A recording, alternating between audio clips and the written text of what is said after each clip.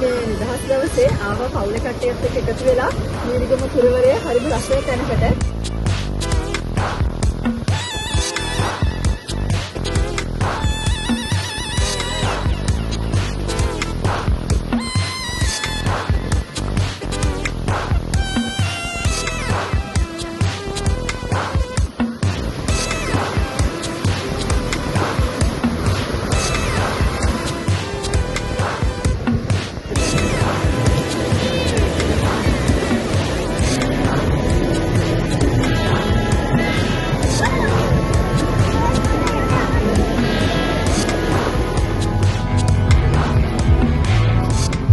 මේ ලුණු ගෙඩිය ගත්ත අතට මේ අනම්මන නෑනේ දැන් මේවා පාවිච්චි කරලා මේ ලුණු ගෙඩිය ගත්ත මෙන්න මෙහෙම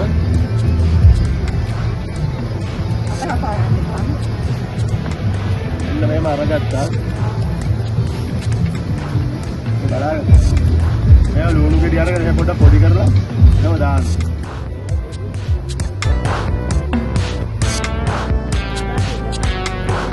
මේ රොටි හදපු කට්ටිය මේ ඉන්නේ මේ රොටි හදන එක්කෙනා මේ රොටි හදන එක්කෙනාගේ දුව මේ රොටි හදන එක්කෙනාගේ නංගි මේ තියෙන රොටි හදන එක්කෙනාගේ හස්බන්ඩ් මේ ලයිට් සපෝට් එකට මම මේ යනගම මම අඳුරන්නෙත් නැහැ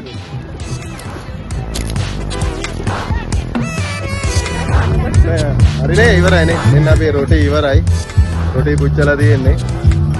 මේ තියෙන බඩු අන්න පුච්චන ඉතින් හරි එමෙ රොටි කනවා කට්ටිය මේ රොටි සමග හතු